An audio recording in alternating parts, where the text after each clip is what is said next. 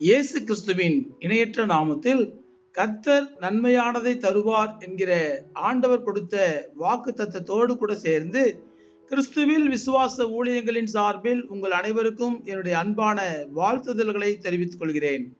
இன்றைய நாளுக்கான golden apple புலம்பல் 3ஆம் அதிகாரம் 23ஆம் வசனம். உமது கிருபை காலை தோறும் புதியவைகள், உமது உண்மை பெரியதாயிருக்கிறது. இந்த செய்தியின் தலைப்பு காலை தோறும் புதிய கிருபைகள். இரவு தூங்கி காலையில் படுக்கையில் எழும்பும் போதே முழங்கால் படியிட்டு ஜெபிக்கிறோம்.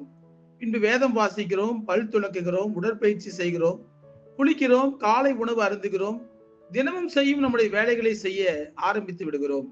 எவ்வளவு அருமையான கண்டுபிடிப்புகள் என்று நீங்கள் என்னை கிண்டலாக புகழ்வது என்னுடைய காதுகளில் கேட்கிறது. ஏன் இவற்றை சொல்லுகிறேன் என்றால், நம்முடைய வாழ்க்கையில் ஒவ்வொரு நாளும் வழக்கமாக நடைபெறுகிற நிகழ்ச்சிகள் தான் இவை. இவற்றில் புதிதாக கண்டுபிடித்து சொல்வதற்கு ஒன்றுமில்லை. ஆனால் ஒவ்வொரு நாள் எழும்பும் போதும் ஆண்டவர் நம் மீது காட்டுகிற கிருபை மட்டும் புதியதாக இருக்கிறது என்று சொன்னால் உங்களால் நம்ப முடிகிறதா? ஆனால் அதுதான் உண்மை. ஒவ்வொரு நாளும் அதிகாலையில் எழும்பும் போது நமக்கு ஆண்டவர் புதிய கிருபைகளை கொடுக்கிறார். அவைகள் என்ன என்பது அதிகாலையில் எழுந்து ஜெபிப்பவர்களுக்கு தான் தெரியும். காலை 7 மணிக்கோ 8 மணிக்கோ எழும்புபவர்களுக்கு அது தெரியாது. ஏனென்றால் அதிகாலை நேரம் ஆண்டவர் மிகவும் பிடித்தமான ஒரு நேரம். அதிகாலையிலேயே தான் நேசிக்கிற அவருடைய பிள்ளைகளை அவர் சந்திக்க விரும்புகிறார். ஆண்டவர் ஏதேன் தோட்டத்திலே உலாவின நேரத்தை பகலின் குளிர்ச்சியான வேலை என்று பைபிளில் வாசிக்கிறோம். அது கண்டிப்பாக அதிகாலை நேரம்தான் என்று வேத பண்டிதர்கள் கணிக்கிறார்கள். நம்முடைய ஆண்டவர் இஸ்ரவேல் ஜனங்களுக்கு மன்னா பொழிந்தது அதிகாலை வேலைதான். அது தேவ தூதருடைய உணவு என்றும் அது தேனிட்ட பணிகாரம் போல ருசியாக இருந்தது என்றும் வாசிக்கிறோம். இந்த சம்பவங்களில் எல்லாம் பல ஆவிக்குரிய விளக்கங்கள் இருக்கின்றன. ஆண்டவர் கொடுத்த மன்னா என்பது காலையில் மட்டும்தான் நன்றாக இருக்கும். மதியம் வெயில் ஏற ஏற உருகி போய்விடும். தான் நேசித்த இஸ்ரவேல் மக்களை ருசியான பதார்த்தத்தின் மூலமாய் திருப்திப்படுத்த காலை வேளையை தான் ஆண்டவர் தேர்ந்தெடுத்தார். இந்த சம்பவம் நமக்கு கற்றுக் கொடுக்கிற காரியம் என்ன தெரியுமா?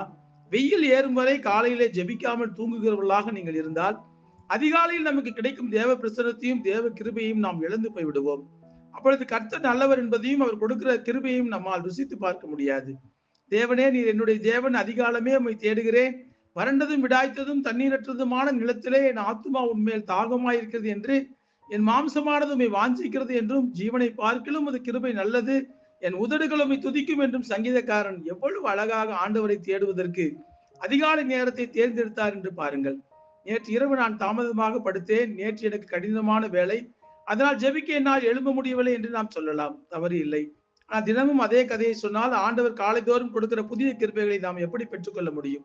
விடிய காலத்திலே நீ ஆயத்தமாகி சீனாய் மலையில் ஏறி அங்கே மலையின் உச்சியில் காலமே என் சமூகத்தில் வந்து நில் என்று மோசேயை ஆண்டவர் அழைத்தார். மோசேக்கு ஆண்டவருடைய கண்களில் புதிய புதிய கிருபைகள் கிடைத்தன.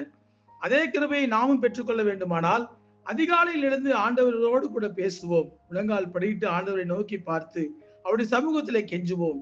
கர்த்தர் நன்மையானதை தருவார். ஆண்டவருடைய கிருபை உங்கள் அனைவரோடும் இப்பொழுதும் எப்பொழுதும் சதா காலமும் இருப்பதாக. ஆமேன், ஆமேன்.